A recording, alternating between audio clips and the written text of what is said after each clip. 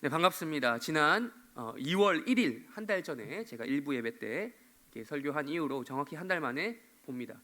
원래는 이제 순번상 이제 몇 주 더 뒤에 봐야 되는데 좀 변경이 생겼어요. 그래서 이제 그렇게 되었습니다. 굳이 제가 또 이런 말을 왜 붙이냐면 또 변명을 하려고 하는 건데, 제가 이제 나름 또 시리즈로 설교를 한다고 거창하게 발표를 했는데 관심이 크게 없으신 분들도 있겠지만 어쨌든 하려고 준비하려고 보니 마침 오늘이 3월 1일입니다. 3월 1일. 그래서 이제 3.1절이기 때문에 또 오늘 설교 제목은 또 거기서 모티브를 얻어서 이제 그 시리즈 설교를 쉬어간다라는 말씀을 드리려고 이런 말을부터 꺼냈습니다. 그래서 여러분들께서 눈치를 채셨는지 모르겠지만 지금 오늘 설교 제목의 3.1 운동이 우리가 말하는 우리 역사 민족적인 3.1, 그 3.1 운동을 말하는 것은 아닙니다. 여러분 작심삼일이라는 말이 있죠. 1일, 2일, 3일 할 때 그 숫자의 3일 또한 아닙니다. 그것 또한 아닙니다. 예배 순서를 진행하시면서 여러분 힌트를 제가 드렸는데요. 여러분들이 그것을 통해서 좀 눈치를 채신 분들도 있을 것인데, 찬송과 교독문을 통해서 여러분들 힌트를 단서를 제가 넣어뒀기 때문에 여러분들이 알아채셨는지 모르겠습니다. 그렇습니다. 저는 오늘 3.1절을 맞이해서 대한독립 만세를 외치려고 설교 제목을 정한 것이 아닙니다. 물론 우리는 하나님 나라의 백성인 동시에 대한민국의 국민입니다. 그래서 이 땅에서 육신을 입고 살아갈 때에만큼은 하나님 나라, 그것도 참 소중한 것이지만 이 대한민국을 사랑하는 애국을 해야 됩니다. 그런데 제가 이제 그런 정치적인 의미에서 이제 그런 3.1 운동을 이야기하려고 하는 것이 아니라는 거죠. 또한 이제 기독교 신자라면 일주일 내도록은 힘들지라도 3일째에 나와서 3일째 교회에 나와서 예배 드려야 된다는 의미. 그래서 옛날에는 이제 수요 예배를 3일 예배라고 부르는 경우가 많았던 거 여러분 기억하십니까? 그런 의미에서 또 3.1 운동이라고 설교 제목을 정한 것도 아닙니다. 그렇다면 제가 말하는 게 뭘까요? 제가 이미 답을 앞서서 힌트도 드렸고 답을 이제 드린 거나 마찬가지인데, 제가 말하는 3.1 운동이란 무엇일까요? 오늘 저는 삼위일체를 주제로 한 설교를 하려고 한다는 것이죠. 찬송가 5장에도 나왔고 10장에도 나왔고, 그리고 교독문 또한 대놓고 제목이 삼위일체라고 하는 제목으로 이제 교독문을 가지고 교독했습니다. 이제 이 삼위일체를 줄여서 3.1이라고 제목을 붙인 것이죠. 근데 제가 이렇게 정해놓고 나서 찾아보니까, 그 다음에 찾아보니까 이게 저만의 생각이 아니었어요. 다 근거가 있는 이야기더라고요. 심지어 아주 역사성이 있는 표현이었습니다. 여러분들 이제 아실지 모르겠지만 부산에 가면 3.1교회가 있습니다. 부산 3.1교회. 대한예수교 장로회 고려신학이라고 해서 고신측 교단. 여러분 고신측이라는 교단, 고신교단이라고 아십니까? 이제 거기서 이제 그 교단에서 아주 유섭 있고 뼈대 있는 교회가 있어요. 요즘에는 3.1교회 하면 대부분 좀 아시는 분들이 어디를 생각하시냐면 서울 용산 청파동에 있는 젊은이들이 아주 많이 모이는 그 큰 교회, 그 3.1교회를 떠올리는 경우가 많지만, 원래는 3.1교회 하면 부산의 3.1교회가 좀 더 역사성이 있다라고 할 수 있습니다. 왜냐하면 신사참배 문제로 고신교단이 우리 합동교단과 갈라진 지 얼마 되지 않아서 그 고신교단의 아주 거두 중에 한 분이신 한상동 목사님이라고 계십니다. 그분에 의해서 이제 초량교회에서 갈라져 나온 교회가 바로 부산 3.1교회이기 때문입니다. 그럼 참고로 또 말씀드리면 초량교회는 우리 합동교단에 여전히 남아 있고요. 그 교회를 설립하신 분이 누구냐면 숭실학당, 숭실대학교죠 지금의, 그 학교를 설립하신 베어드 선교사, 우리나라 이름으로 배위량 선교사님이 설립하신 그런 교회입니다. 그러니까 거기서 갈라져 나온 이 신사참배 문제로 갈라져 나왔던 교회가 바로 부산 3.1교회, 고신측 교회라고 할 수 있겠습니다. 근데 제가 지금 이 얘기를 왜 굳이 남의 교단과 남의 교회 이야기를 하면서까지 이야기를 하냐면, 교회 이름을 3.1교회라 이름한 이유가 제가 찾아보니까, 제가 지금 설교를 시작하면서 말씀드린 이 설교 제목, 장명의 배경과 똑같다라는 것을 제가 찾았거든요. 확인했거든요. 3.1교회 홈페이지에서는 교회 연역 같은 게 이제 교회 홈페이지에 들어가면 교회 역사를 적어놓잖아요. 이렇게 말하고 있습니다. 우리 한번 띄워주실까요? 3.1교회는 왜 3.1교회인가? 한번 화면에 띄워주시길 바랍니다. 준비가 안 돼 있나요? 네, 우리 한번 제가 읽어드리겠습니다. 들으세요. 역사적인 면에서 삼일교회가 삼일교회인 것은 분명히 성경의 삼일체 신앙이 일제의 억압에 가면이 정항했던 그 민족의 역사 속에서 삼일운동으로 표출된 것을 종합적으로 상징하는 것이라고 할 수 있겠습니다. 삼일교회라는 명칭에 대한 역사를 살펴볼 때 삼일운동 정신이라는 민족의식과 삼위일체 신앙이라는 신앙의식 중에서 신앙의식이 더 근본적이었던 것을 부인할 수 없습니다. 여러분 잘 들으셨나요? 이렇게 기록해 놓고 있어요.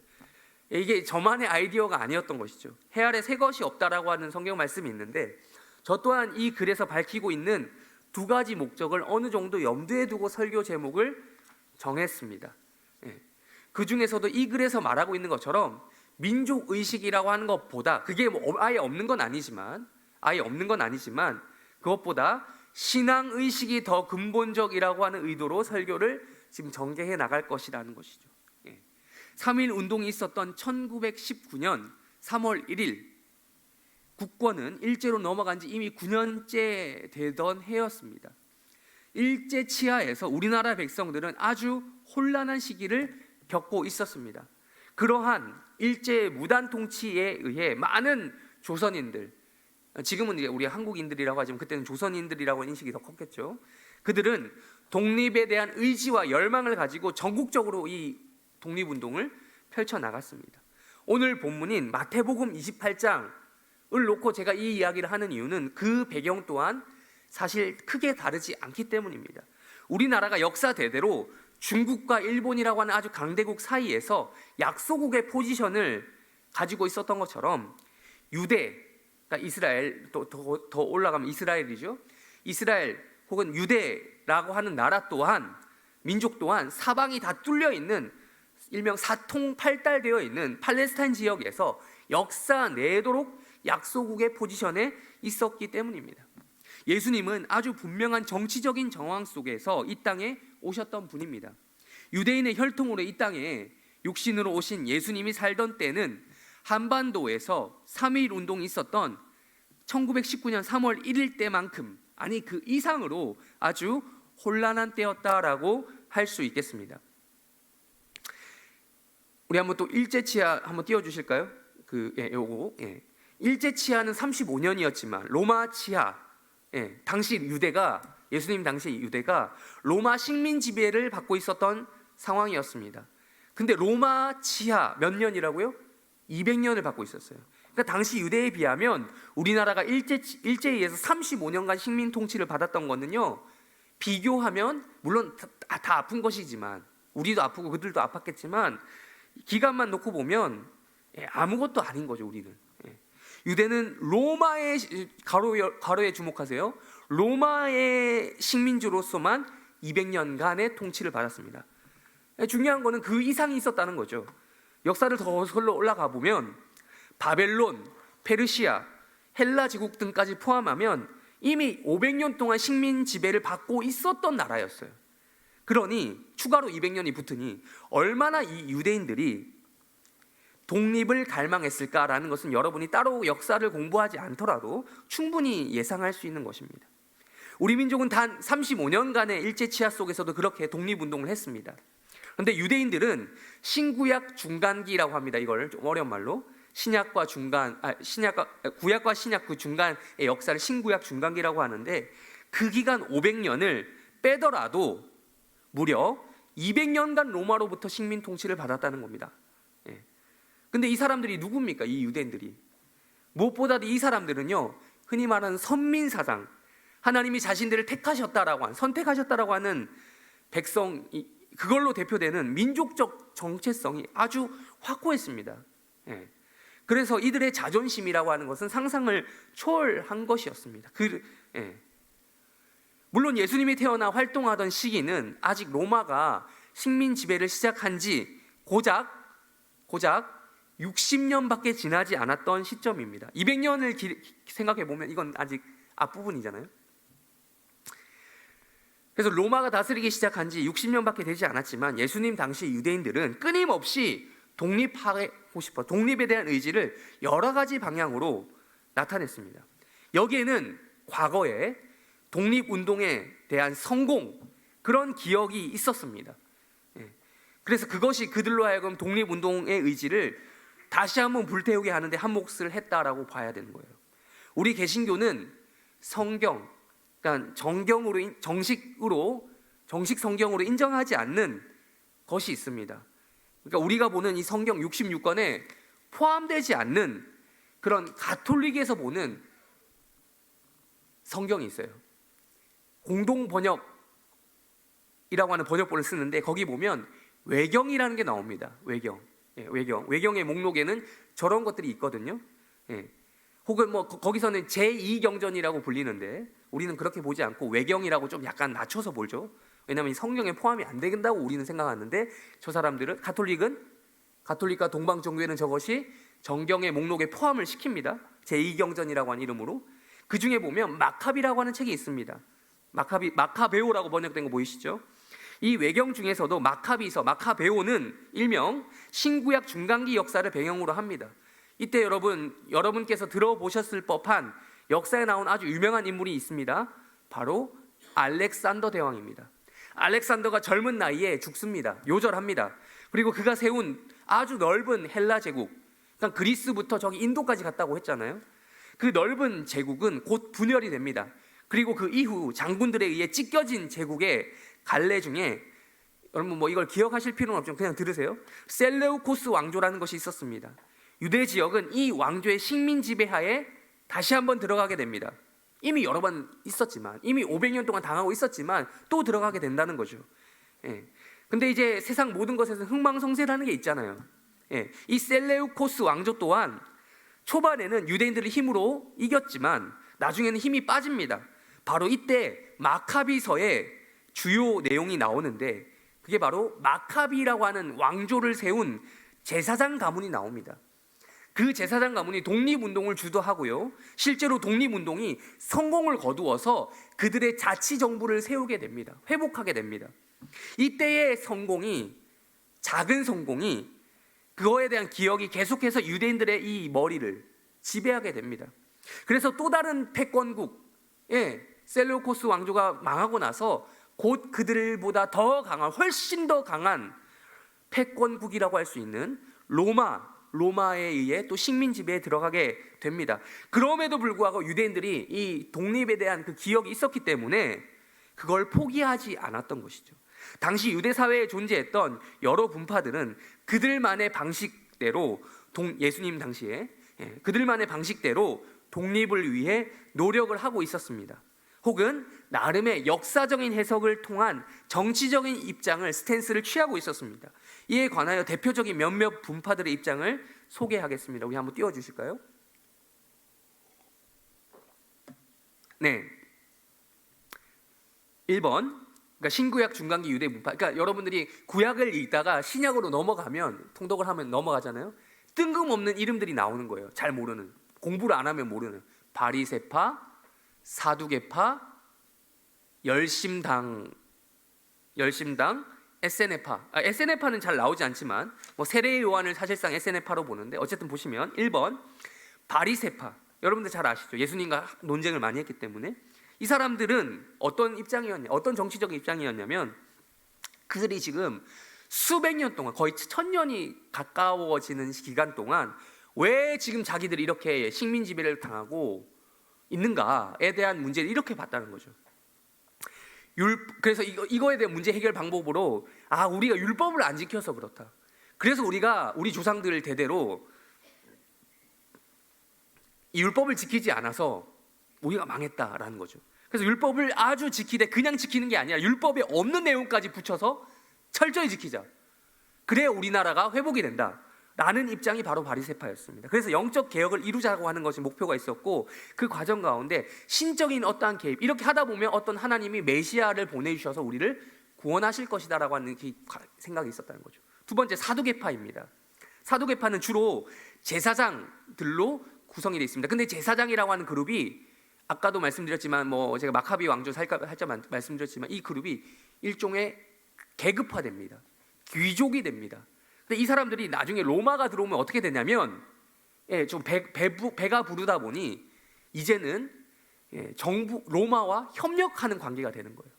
주고받는 거죠. 정치적인 관계가 되는 것이죠. 어느 정도 자신들의 권력을 보장받고 로마의 지배를 인정하는 이런 형태를 가지게 됩니다. 그래서 이 사두개파가 보면 이제 예수님과 또 다른 문제로, 또 심지어 바리새와 사두개파는 서로 사이가 좋지 않다라는 기록이 성경에 나옵니다. 그래서 현상 유지를 추구하는 경향이 있습니다. 세 번째, 열심당, 이 사람들 또한 이 성경에 나오죠.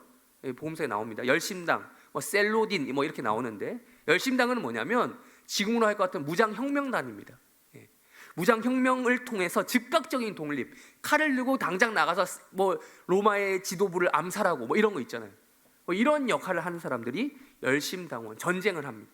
근데 이 사람들의 결말이 어떠했냐면, 결국 이 사람들이 예수님이 승천하신 다음 이야기예요. 예수님 십자가에 달리시고 죽으시고 부활하시고 승천하신 다음에 유대 로마 전쟁을 주도합니다. AD 66년경에. 그러다가 결국은 이들의 주도에 의해서 반란이 전쟁이 일어나게 되고, 로마 입장에서 반란이죠. 결국은 예루살렘과 유대가 저 싸그리 망하게 됩니다.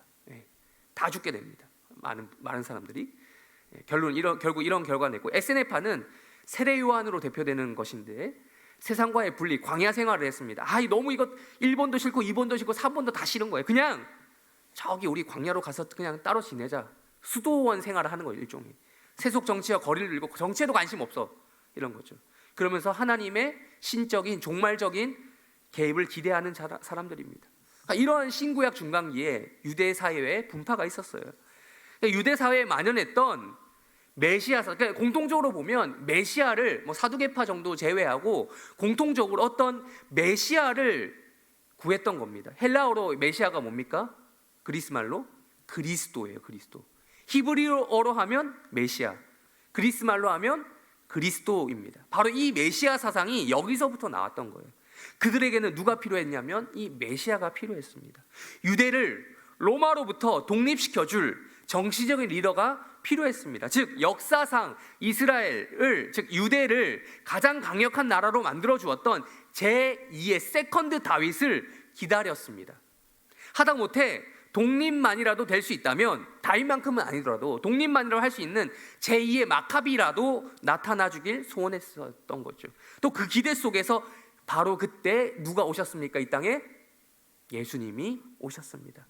이러한 혼란한 전국 가운데 예수님이 오셨던 거예요. 이 예수님은 태어날 때부터 공생의 기간 내도록 메시아로서, 그리스도로서 견제의 대상 혹은 의심의 대상이 되었던 아주 정치적인 인물이었습니다. 물론 바리새파, 사두개파 등의 그런 것들은 너무 복음서에 많이 나오니까 생략하고요, 두 개만 확인하겠습니다. 유대 보여주세요. 당시 유대왕 헤롯이 견제했던 사건입니다. 마태복음 2장 눈으로 보십시오. 눈으로 보십시오. 이런 거 당시 유대왕 헤롯이 견제했습니다. 다음 세례 요한조차 의심한 것 한번 보여주시죠. 요한이 옥에서 그리스도께서 하시는, 심지어 세례 요한 또한 같은 편인 줄 알았는데 예수님을 의심하는 일들이 있었습니다. 이런 와중에도 약 3년간의 공생의 기간 동안 오병이어 병고침 등의 초자연적 기적을 지속적으로 보여주신 예수님이 무언가 큰 정치적 결단, 그러니까 정치적 결단이 뭐냐면 이들 입장에서는 대권도전, 이런 것들을, 대권도전에 대한 행보를 내리고 예루살렘에 입성하신 줄로 알았던 유대인들이었다는 거예요. 근데 이 유대인들이 이 다윗의 자손, 그냥 자손이 아닌, 예수님의 여러분 족보를 보셨죠? 아시죠? 그냥 자손도 아니고 적통 중에 적통이죠. 예수님은 아주 딱 맞는 그 예수라고 하는 인물에게 큰 기대를 걸고 모두가 다 환호했다라는 것입니다. 우리 마태복음 21장 9절, 10절, 11절 한번 띄워주십시오. 우리 9절만 한번 읽어보겠습니다. 9절만 시작. 앞에서 가고 무리가 소리 높여 이르되 호산나, 자손이여 찬송하리로다, 주의 이름으로 오시는 이여 가장 높은 곳에서 호산나 하더라. 9절만요. 이 정도의 반응을 보였는데도 예수님은 굳이 이것을 부정하지 않으셨습니다. 지금 보시면 그게 중요한 겁니다. 지금 예수님을 자신을 가리켜서 다윗의 자손이다라고 말한 것이 곧 왕의 후손이다, 당신은 메시아다라고 환호하는 이들에 대해서 딱히 아우 나 아니야 라면서 겸양을 떨지 않으셨습니다. 거절하지 않으셨습니다. 오히려 예수님은요, 한술 더 떠서 자기 자신의 정체에 대해서 구약 성경을 인용하시면서 이렇게 밝히셨습니다. 마태복음 22장 41절부터 46절까지 보십시오. 네, 우리 45절만 읽겠습니다. 45절 읽겠습니다. 시작. 다윗이 그리스도를 주라 칭하였은즉 어찌 그의 자손이 되겠느냐 하시니. 예. 이 말의 논리를 따라가면 이와 같습니다. 우리 한번 또 논리를 띄워주시죠. 네. 마태복음 22장에서의 바리새인과 예수님의 메시아 논쟁 한번 보시면 정리하면 이렇습니다. 유대인들의 생각은 이렇습니다. 그리스도는 다윗의 자손이다. 성경에 적혀 있잖아요. 예. 그리스도는 다윗의 후계자이므로 잘해봐야 그와 동급이거나 혹은 아래급의 존재라는 거예요. 근데 예수님의 생각, 예수님의 견해는 뭐라고 하시는 거예요? 지금 여기서 시편 110편에 이게 나오는데 다윗은 오히려 그리스도를 주님이다라고 불렀습니다. 후손인데 그리스도는 다윗의 후계자라고 해도 다윗보다 훨씬 더 높은 존재. 우리 조상 보고 함부로 부르는 사람 있어요? 여러분 중에? 님이잖아요. 예. 여러분의 그 시조를 뭐라고 막 이렇게 낮춰서 부르는 사람 없잖아요. 이렇게 높여서 부르잖아요. 근데 다윗은 자신의 후손으로 올자인 그리스도에게 높여서 불렀다는 거예요. 주님이라고. 결론이 뭡니까? 예루살렘 입성할 때, 예수님께서 예루살렘 입성을 하실 때 유대인들이 예수님을 다윗의 자손이여 라고 환호했던 것을 그대로 받아들이신 예수님은 다윗보다도 훨씬 더 높은 수준을 가진, 훨씬 더 높은 차원의 존재라는 것입니다. 즉 그냥 다윗의 자손이 아니라, 그 정도가 아니라 하나님의 자손, 즉 하나님의 아들로서 인간이 되신 아주 고결한 존재다. 이 인간 세상에선 찾아볼 수 없는 그런 차원의 분이다라는 것입니다. 이 정도였으니 마태복음 22장 46절에서 그렇게 예수님께 공격적인 태도를 보인 바리새인들조차 소위 요즘 말로 묻지도 따지지도 않고 그저 입을 틀어막을 수밖에 없었던, 입틀막이라고 하죠, 젊은 친구들 말로. 46절에 보시면 입틀막 할 수밖에 없었던 것입니다. 그렇습니다. 예수는 정치적인 메시아, 잃어버린 국민 주권 정도를 되찾아줄 독립운동 지도자가 아니었습니다. 예수는 빼앗겨버린 영토를 되찾아줄 그런 독립운동 투사가로서의 그런 그리스도가 아니었습니다. 예수는 다윗의 후손이 아니라 다윗보다 훨씬 더 먼저 존재하고 계셨던, 즉 다윗의 주님이다 라고 불릴 만한 자격을 가진 살아계신 하나님의 아들이었습니다. 즉 이 세상이 담아낼 수 없는 초월적인 존재로서의 그리스도였던 것입니다. 그래서 하나님의 아들로서의 그리스도를 벌써부터 경험했던 베드로는 이와 같이 고백했고요, 또 예수님은 이에 대해서 이렇게 응답해 주셨습니다. 마태복음 16장 16절 말씀 읽겠습니다. 16절 17절까지 읽겠습니다. 시작. 시몬 베드로가 대답하여 이르되 주는 그리스도시요 살아계신 하나님의 아들이시니이다. 예수께서 대답하여 이르시되 바요나 시몬아 내가 복이 있도다. 이를 내게 알게 한 이는 혈육이 아니요 하늘에 계신 내 아버지시니라.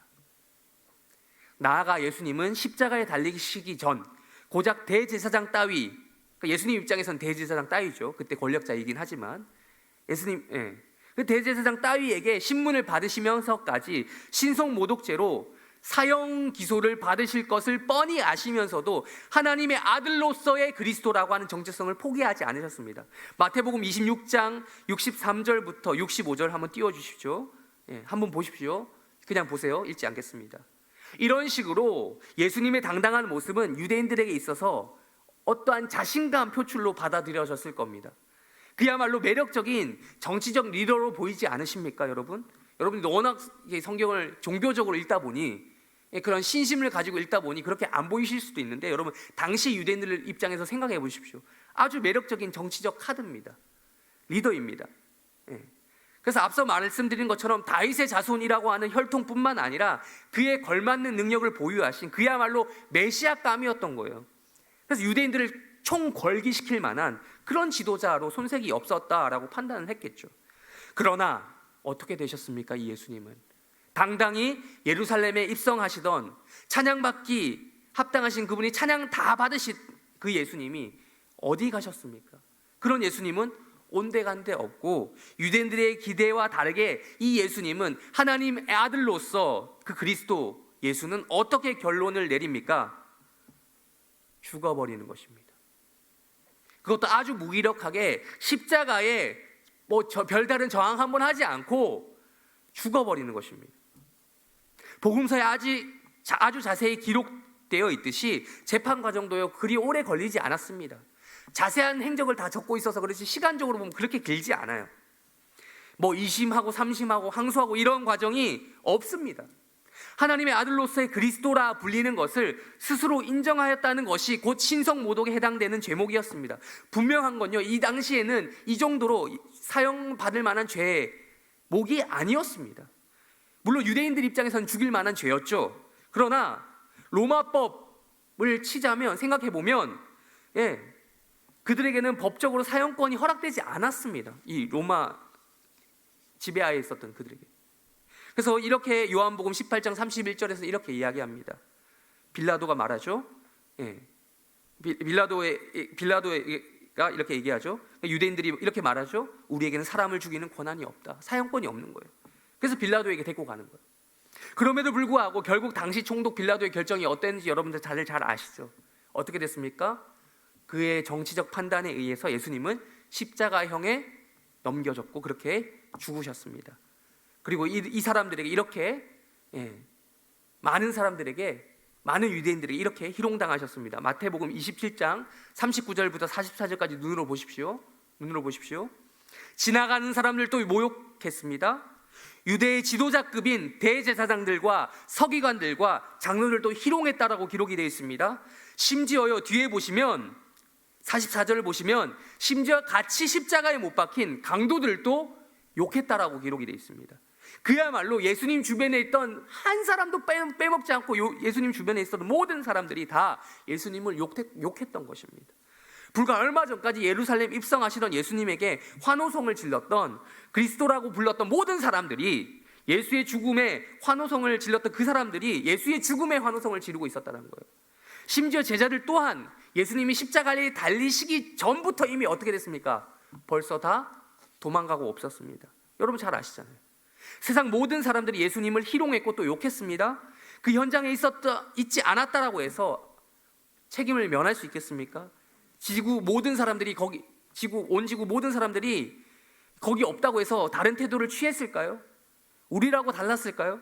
우리는 그저 은혜로 예수를 믿게 되었고 그 믿음으로 구원받긴 했지만 그 현장에 바로 내가 있었다면 나 또한 예수를 비난하는 위치에 있거나 아니면 제자들처럼 적어도 당장의 목숨을 부지하기 위해 도망갔을 것이 뻔합니다. 그렇게 예수님은 십자가에서 운명을 달리하셨습니다. 그렇게 운명하신 예수님은 하나님의 아들로서의 그리스도답게 당연히 부활하셨습니다. 부활하신 우리 주 예수 그리스도는 제자들에게 그 모습을 차례로 보이셨습니다. 복음서는 이것에 대해서 마태는 마태대로, 누가는 누가대로, 요한은 요한대로 다양하게 기록되어 있습니다. 부활에 대해 이것저것 다르게 기록이 되어 있다는 거죠. 근데 오늘 우리가 계속해서 살펴보았던, 오늘 우리가 어떤 부분을 계속해서 보고 있습니까? 주로 마태복음 보고 있죠. 마태복음에서는 이와 같이 마지막 장면을 시작합니다. 우리 16절입니다. 16절, 마태복음 28절 16절 읽겠습니다. 시작. 11 제자가 갈릴리에 가서 예수께서 지시하신 산에 이르러. 예수님이 부활하면 끝 아닙니까? 모든 것이 다 정리되어야 마땅한 것 아니겠습니까? 당장에 하나님의 아들로서의 그리스도이신 예수가 부활했다면 다 끝내버리면 되는 거 아닙니까? 대제사장이고 뭐고 당장에 그 나쁜 놈들 다 물리치고 곧바로 예수님이 정권을 탈취해서 왕위에 오르시면 되는데, 빌라도도 뭐고 안 그러신다라는 거예요. 말짱 도루묵이 아니라 지금 보시면 말짱 갈릴리에 다시 가는 거예요. 아니, 예수님이 이러려고 기껏 수고스럽게 부활을 하셨습니까? 네, 예수님이 이러려고 부활하셨습니다. 예수님은 일부러 말짱 갈릴리로 돌아가시려고 부활을 하셨습니다. 여러분 잘 아시겠지만 갈릴리라고 하는 지역은 예수님이 공생의 기간 동안 주로 사역했던 사역지, 거주지였습니다. 예수님이 거기서 세례도 받으시고 12 제자들도 모으시고 거기서 천국 복음을 본격적으로 전파하셨습니다. 왜 그랬습니까? 마태복음 4장 15절부터 17절 그리고 23절 띄워주십시오. 예. 성경 말씀에 갈릴리에 대해서 이렇게 예언하고 있었고 예수님 그 예언을 따르셨기 때문입니다. 우리 23절만, 맨 밑에 23절만 우리 다 같이 함께 읽겠습니다. 시작. 예수께서 온 갈릴리에 두루 다니사 그에 해당해서 가르치시며 천국 복음을 전파하시며 백성 중에 모든 병과 모든 약한 것을 고치시니. 그렇습니다. 예수님은 십자가에 달리셔서 죽음 맞이하시기 전에도 갈릴리로 가실 것을 이미 예고한 적이 있으세요. 마태복음 26장 32절도 읽겠습니다. 시작. 가리라. 네. 그리고 부활하신 이후로도 그 예고하셨던 말씀을 다시 한번 똑같이 하셨습니다. 한번 띄워주시고 눈으로만 보십시다. 예, 이렇게 말씀하셨어요. 마태복음 28장에 나온 얘기예요. 갈릴리 중에서도 특별히 산이라고 하는 곳에 가셨다고 했습니다. 산은 예수님이 주로 복음을 전하시던 장소였던 거 여러분 기억하십니까? 마태복음 5장의 앞으로 넘어가면 일명 산상수훈이라 불리는 유명한 장이 등장합니다. 마태복음 5장 1절, 2절, 3절 띄워주십시오. 예. 예수께서 어디로 가셨다고요? 예, 산에 올라가 앉으시니. 심령이 가난한 자, 여러분 잘 아시죠? 이 시리즈, 산상수훈 시리즈. 이 산이 바로 갈릴리에 있는 그 산이었습니다. 예수님은 부활하신 이후로도 다른 어떠한 특별한 행동을 하지 않으십니다. 어떤 정치적인 운동이나 뭐 이런 움직임을 보이지 않으세요. 부활하고 난 다음엔 좀 다를 줄 알았더니 아니었다는 거예요. 십자가에 달리시기 전의 사역을 똑같이 하시는 것처럼 다시 갈릴리로, 그것도 산으로, 심지어 우리 16절에 28장 16절 보시면 12명에서 한 명이 부족한 몇 명이요? 11명의 제자들만 모아서요. 불과 3일 만에 다시 살아나셨기 때문에 로마 치하의 식민 지배 상태는 그대로였습니다. 빌라도도 그대로 총독이었습니다. 대제사장, 사두개인들, 바리새인들 그대로였습니다. 유대인들은 예수를 실패한 메시아로 규정하고 또 다른 메시아를 아마 찾았을 것입니다. 모든 것이 그대로였습니다. 아니 오히려 이전으로 돌아갔다고 해야겠죠. 그런데 우리는 영광스러운 부활의 몸을 입으신 예수님의 태도 또한 크게 달라지지 않았다는 것을, 즉 십자가에 달리시기 전과 같이 그대로였다는 것을 주목해 보려고 한다는 거예요. 외적으로나 내적으로나 이전보다 더 부족해 보일 정도예요. 외적으로는 12명도 아니에요. 이제는 누구만 남았어요? 한 명 이미 배신 때리고 11명만 남았잖아요. 그 심지어 11명의 제자마저 부활하신 예수님을 직접 보고서 어떤 일이 있었는가, 우리 28장 17절은 읽겠습니다. 28장 17절 읽겠습니다. 시작. 예수를 배웠고 경배하나 아직도 의심하는 자들. 앞서 봤던 베드로의 고백 기억하시죠? 마태복음 16장 16절. 주는 그리스도시요 살아계신 하나님의 아들이시다라고 목숨을 걸고 고백했던 베드로와 그리고 그 다른 기타 제자들의 모습이 없습니다. 오히려 반대로 예수님의 부활을 눈으로 보고도 목격하고도 의심하는 자들이 있다라고 마태복음의 저자, 마태복음 저자 누굽니까? 마태잖아요. 마태는 예수님의 제자잖아요. 12명의 한 명, 11명 중에 한 명. 이 마태는 솔직하게 기록하고 있는 겁니다. 이렇게 무기력한 무리가 어떻게 세상을 바꿔놓을 수 있겠습니까? 아무리 예수님이 하나님의 아들이신 그리스도라고 해서 부활을 했기로서니 어떻게 이들이 세상의 영향력을 나타낼 수 있겠습니까? 17절까지만 보면 정말 답답함 그 자체가 느껴집니다. 그러나 전능하신 삼위일체 하나님께서는 흔히 대위임령이라 알려진 18절, 19절, 20절을 우리에게 남겨주셨습니다. 단 3절, 3절에서 마지막 분위기가 바뀌는 거죠. 반전이 되는 겁니다. 모든 분위기를 뒤집어 놓는 겁니다. 우리 28장 18절 먼저 읽겠습니다. 28장 18절 읽겠습니다. 시작. 예수께서 나와 말씀하여 이르시되 하늘과 땅과 땅의 모든 권세를 내게 주셨으니. 일단 여기서 우리는 나와라는 표현에 주목을 하려고 합니다. 앞서 말씀드린 것처럼 산상수훈이 기록된 마태복음 5장도 그렇고요, 일반적으로 복음서에 기록된 나온다라는 건요, 누가 누구한테 나아가는 거냐면 제자들을 포함해서 사람들이 예수님께 나간다라는 의미로 사용이 됩니다. 즉 아쉬운 쪽이, 필요한 쪽이 먼저 접근을 한다는 거죠. 일반적으로 을이 갑에게 먼저 가잖아요. 갑이 을에게 먼저 가는 일은 거의 없습니다. 그러니 먼저 나은 쪽은 예수님이 아니라 십중팔구 사람들에게 해당되는 표현으로 나옵니다. 그런데 지금 마태복음 28장 18절에서는 정확히 이것과 반대되는 그림을 보여줍니다. 누가 먼저 간다고요? 예수님이. 그리고 말씀하셨습니다. 예. 예수님의 부활을 직접 보고도 목격하고도 여전히 무기력해 있는 제자들에게 당장에, 지금 우리로 할 것 같으면 당장에 주일이 됐으니 예배는 드려야겠다 싶어서 여기 나오긴 했지만 여전히 바뀌지 않는 주변 상황 때문에 뭐든, 그게 뭐 정치적 상황이든 뭐든 그 예수가 살아계신지 아닌지도 의심이 되는 그 상황 가운데 나온 우리와 같은 자들에게 예수님이 먼저 나오셔서 말씀하신다는 거예요. 어디예요? 늘 모이던 장소요. 갈릴리의 산에서. 늘 주일 아침과 같이 우리가 예배하는 이 장소에, 해림교회 1층 믿음 성전에서 이와 같이 말씀하신다라는 겁니다. 하늘과 땅의 모든 권세를 너희에게 주겠다가 아니라 하늘과 땅의 모든 권세를 내게 주셨다라고 예수님이 이야기하시는 거예요. 예, 그래요. 우리에게 이 권세가 필요한 것은 아닙니다.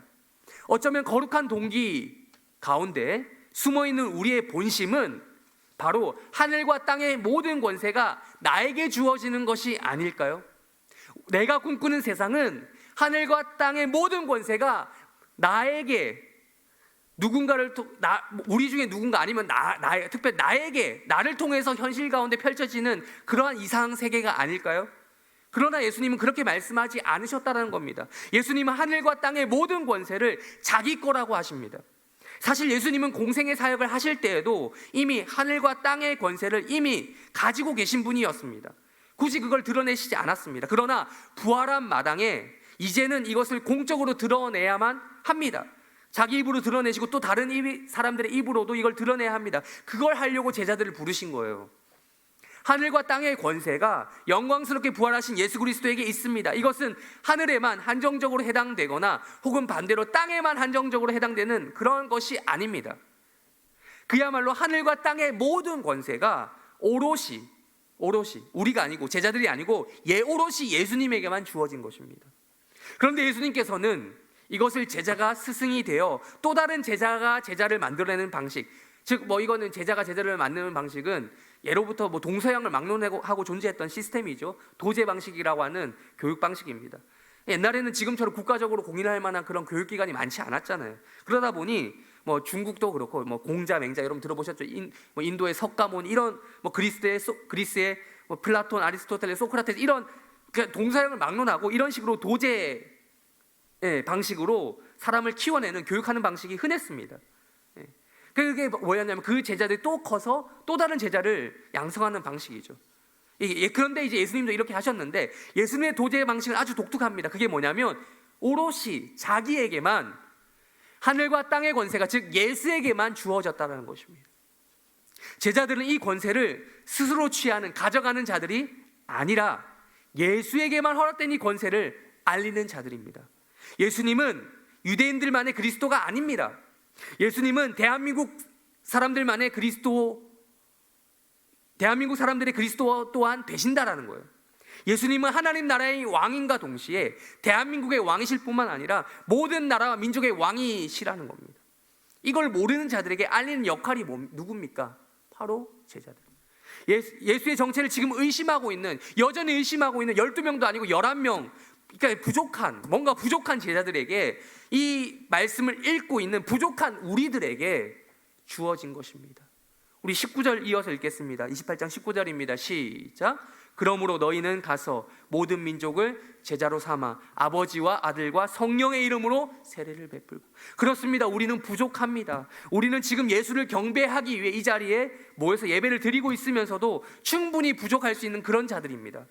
예수의 부활은 물론이고 예수의 존재 자체도 의심할 수 있는 자들입니다. 그러나 우리의 부족함을 아시는 예수께서 우리가 먼저 나오기를 기다리지 않으시고 이번에만큼은 먼저 우리에게 나오셔서 말씀하십니다.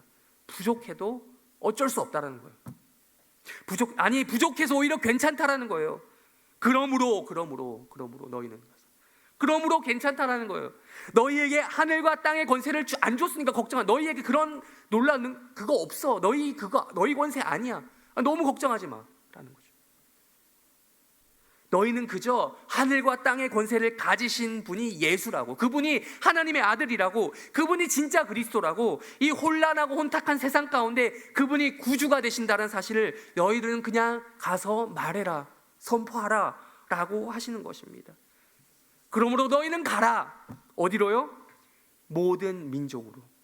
그럼 사명에 따라 모두가 다 다르겠지만 가까이는 가족, 일터, 교회 등이 될 수 있겠습니다. 즉 대한민국 안이 될 수 있겠죠. 또한 어떤 분에게는 계속 전쟁을 치르고 있는 러시아, 우크라이나 이런 곳이 특수한 사역이 될 수도 있겠습니다. 또한 우리 여러분 어제 소식을 들으셨다시피 막 전쟁통 가운데 접어든 이란이나 이스라엘, 중동 지역, 심지어 미국 이런 곳이 될 수도 있겠습니다. 하늘과 땅의 모든 권세가 오롯이 예수에게만 주어졌듯 우리에게 허락된 모든이란 범위를 여러분 기억하십시오.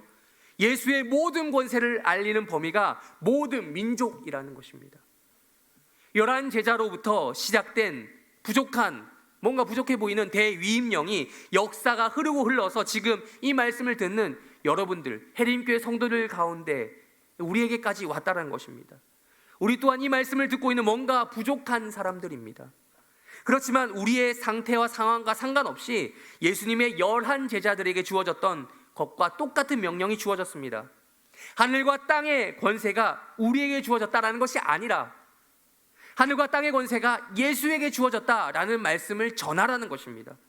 우리가 부족하고 연약해도 또 다른 제자들을 이런 식으로 양성할 책임이 있다는 것입니다. 어떻게요? 오늘 설교 제목으로 돌아가서요, 3.1 운동을 그래서 하라는 것입니다. 어떤 3.1 운동입니까? 줄여서 삼위일체 운동. 아버지와 아들과 성령의 이름으로 세례를 베풀고 이 운동을 하시라는 겁니다. 여러분, 이건 독립운동이 아닙니다. 아니요, 오히려 거꾸로 생각해야 됩니다. 반대로 생각해야 됩니다. 독립이 아니라 종속입니다. 삼위일체 하나님께 복종하기를 바라는, 종속되기를 바라는, 예수님의 제자가 되기를 바라는 그런 운동이 우리 기독교에서 말하는 3.1 운동인 것입니다. 우리는 절대로 이 강력한 힘으로부터 벗어나서도 안 되고 벗어날 수도 없습니다. 예수의 제자가 한 번 된 이상 그렇게 안 돼요. 불가능합니다.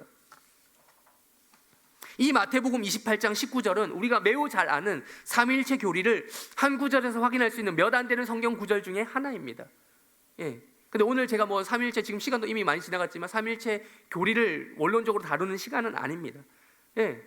우리는 예수의 제자라는 거예요. 중요한 것은 예수의 제자에게만 주어지는 독특함이 무엇입니까? 바로 이 삼위일체 하나님, 이 우주를 지으시고 지금도 주관하시는 성부와 성자와 성령, 그 삼위가 하나라고 하는 이 신비함을, 그 전지전능하신 그 삼위일체 하나님의 이름을 걸고 하나님의 그 명예를 걸고 세례를 베풀 수 있는 권한이 우리에게 주어졌다는 것입니다. 여러분, 세례를 베푼다는 것은 무엇을 전제로 하겠습니까? 예로부터요, 어떠한 단체에 입문하려면 기존의 멤버들이 보는 앞에서 공적인 행사를 치르는 것은 지금도 그런 일들이 많잖아요. 그건 당연한 겁니다. 예수님은 또한 기독교 공동체, 즉 교회가 공적인 기관으로 존재할 것을 이미 내다보셨어요. 그리고 이 과정을 시행하라고 명령하신 것입니다. 여러분, 이거 혼자 믿는다고 되는 일이 아니라는 거예요. 교회는 공동체입니다. 예수를 믿기로 작정한 자, 즉 제자가 되기로 작정한 자는, 바꿔 말하면 기독교 신자가 되기로 작정한 자에게는 적절한 공동체적인 의식이, 즉 공식적인 행사가 시행되어야 한다는 것입니다. 그것이 바로 삼위일체 하나님의 이름으로 거행되는 세례라고 할 수 있습니다. 이 세례를 가리켜 웨스트민스터 소유리 문답은 이렇게 표현합니다. 제가 물어보면 대답해 주십시오. 제93문 세례란 무엇입니까? 입니다. 제가 물어보겠습니다. 세례란 무엇입니까?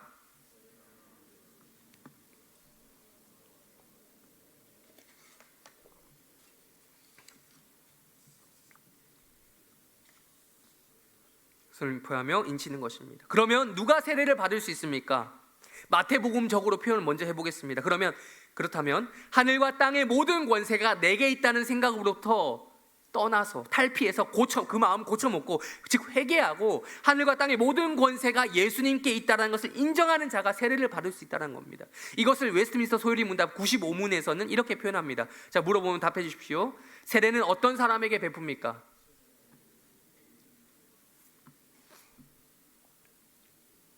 그에게 복종하겠다는 고백을 할 때 베풀어야 합니다.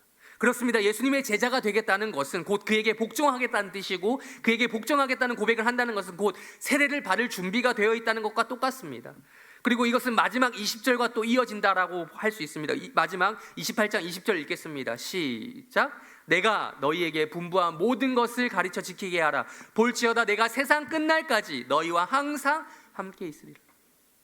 역시 이 또한 그렇습니다. 그리스도를 믿는다는 것은 곧 그에게 복종하겠다는 고백을 하는 것이고, 그것은 곧 예수님이 우리에게 분부한 모든 것을 제자가 또다시 스승이 되어 또 다른 제자에게 대대로 가르치고 또 지키는 것과 똑같은 말이라는 것입니다.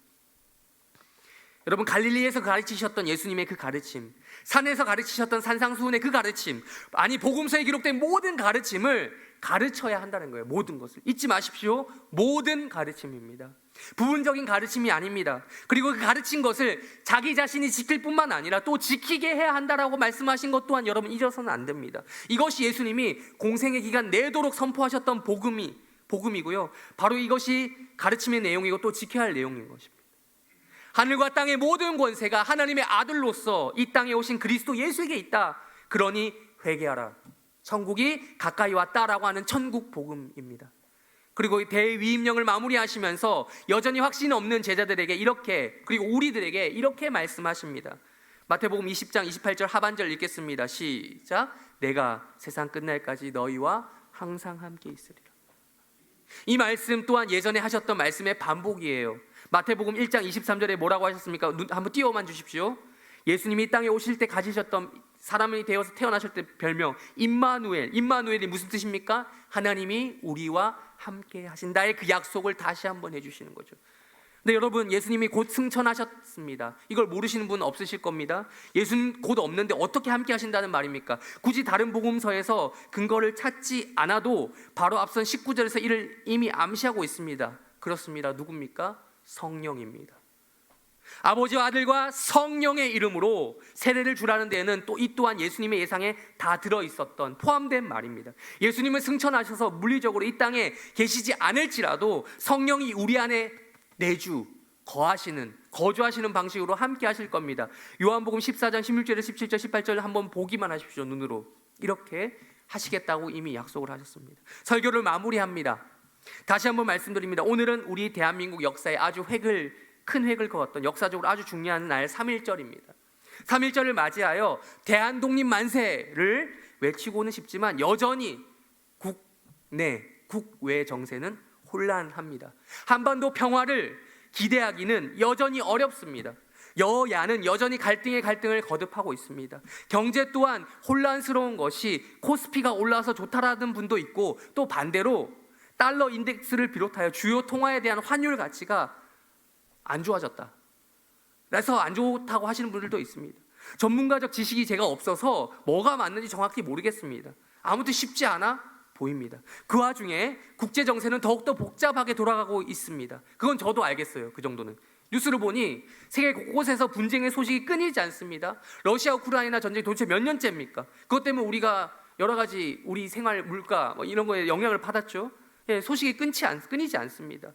어젯밤에는 그 전쟁만으로 참 충분한데, 어젯밤에는 이스라엘과 미국 그리고 이란이 전쟁을 시작했다는 소식을 접했습니다. 전쟁 발발 지역이 중동 지역인 만큼 유가 폭등이 예고되어 있는 것 같습니다. 물론 이게 얼마나 빨리 단축되냐에 따라 다르겠지만, 유가가 또 폭등하면 자연스럽게 물가가 오른다는 건 여러분 상식 아닙니까? 물가가 오르면 다행이죠. 깠다가면 이게 도화선이 되어서 세계 3차 대전이 열릴지도 모른다는 위협 속에서 우리는 살아가고 있습니다. 잊지 마십시오. 우리 한반도는 사상과 이념의 대립으로 남과 북으로 갈라져 있는 분단 국가입니다. 이러한 국제 정세 속에서, 흐름 속에서 우리 대한민국이라고 하는 나라는 이러한 선택을 독립적으로 자주적으로 할 수 있는 그런 처지가 아닙니다. 아니, 그걸 시도하는 것 자체가 교만적인 판단이 될 수 있어요. 어떤 방향을 선택하느냐의 차이일 뿐이지 특정한 힘에 의존할 수밖에 없습니다. 여기서 우리나라가 살 수 있는, 살아남을 수 있는 길은 바로 3.1 운동을 펼치는 것입니다. 다들 잘 아시다시피 정치적인 운동, 외세로부터 독립을 하자는 이런 의미의 운동이 아니란 것을 말씀드렸습니다. 우리는 3.1일체 운동을 해야 합니다. 대한 독립 만세가 아니라 정반대로 3.1일체 하나님께 만세를 외쳐야 됩니다. 이것이 곧 우리가 살 길임을 믿으시는 복된 해림교회 성도들 되시기를 주님의 이름으로 축원합니다. 이걸 믿으시는 해림교회 성도들 되시기를 성부와 성자와 성령의 이름으로 삼위일체의 하나님의 이름으로 축원합니다. 이런 어려운 때일수록 더욱더 종속되는 자들이 되십시오. 내 뜻대로 독립하려고 하지 말고 전지전능하시고 모든 상황을 주관하시는 삼위일체 하나님께 종속되십시오. 하늘과 땅의 모든 권세를 가지신 예수님께 순종하십시오. 그 예수님의 제자가 되십시오. 또한 거기서 머물지 말고 얘기했죠. 나만 제자가 되는 게 아니라 삼위일체 하나님의 이름으로 세례를 베풀라고 했죠. 즉 천국 복음을 가서 전하십시오. 나만 제자 되어 종속되기엔 억울하지 않습니까? 다른 사람들도 제자가 되어 삼위일체 하나님께 종속될 수 있도록 복음을 전하십시오. 그렇게 삼위일체 하나님께 종속되었을 때 오히려 역설적으로 진정한 의미에 있어서 독립이 그리고 자유가 찾아오리라 믿습니다. 요한복음 8장 31절 32절에 이렇게 기록하고 있습니다. 그냥 보십시오. 제가 읽겠습니다. 진리를 알지니 진리가 너희를 자유롭게 하리라. 제자가 되었는데 오히려 그것이 자유롭게 된다라고 말씀하고 있습니다.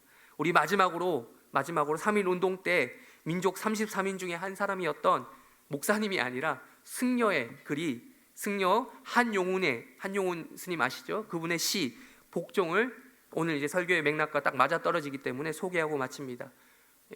복종 한용운, 우리 다 같이 한번 읽어보고 마칠까요? 시작.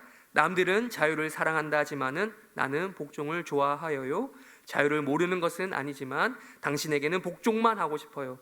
복종하고 싶은데 복종하는 것은 아름다운 자유보다도 달콤합니다. 그것이 나의 행복입니다. 그러나 당신이 나더러 다른 사람을 복종하라면 그것만은 복종할 수가 없습니다. 다른 사람을 복종하려면 당신에게 복종할 수가 없는 까닭입니다. 기도하겠습니다. 하나님 아버지 감사합니다. 이렇게 우리가 107회 3.1절을 맞이했습니다. 하나님께서 이 나라를 얼마나 생각하셨는지 우리나라를 지금까지 인도하셨음을 우리가 고백합니다. 하나님, 우리가 그것 때문에 하나님께로부터 독립하려고 하는, 예수로부터 독립하려고 하는 헛된 생각 버리게 하여 주시고 오히려 삼위일체 하나님께 종속되고자 하는 운동을 널리 펼치는 그런 백성들 될 수 있도록 도와주시옵소서. 하나님께 복종을 사랑하는 자들 될 수 있도록 도와주시옵소서. 감사하며 예수님의 이름으로 기도합니다. 축도로 예배를 마칩니다. 지금은 우리 주 예수 그리스도의 은혜와 하나님의 사랑과 성령의 교통 인도 위로 함께 하심이 이곳에 모여 3.1절 날 주님 앞에 예배로 나와 3.1운동, 삼위일체 운동하기를 원하는 모든 해림교회 백성들 가운데 영원토록 함께 있을지어다.